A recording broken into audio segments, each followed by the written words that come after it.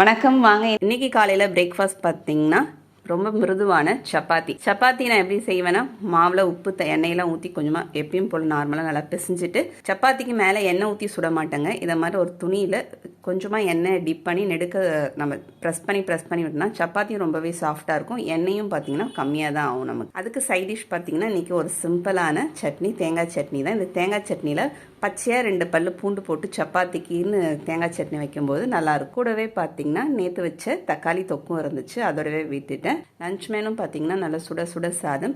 சூடான சாதத்துக்கு இன்றைக்கி சுரக்காய் போட்டு சாம்பார். இது வரைக்கும் நான் சுரக்காய் போட்டு சாம்பார் வச்சதே இல்லை. இன்றைக்கி வச்சு பார்த்தேன். நம்ம சௌ சாம்பார் வைக்கிற மாதிரி தான், ரொம்பவே நல்லா இருந்துச்சு.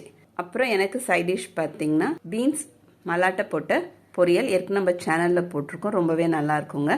அப்புறம் நல்லா அரைச்சி விட்டு நல்ல சூடான ரசம். அப்புறம் அவங்களுக்கு பார்த்தீங்கன்னா முட்டை, கூடவே மீன் வறுவலும். தேங்க்யூ.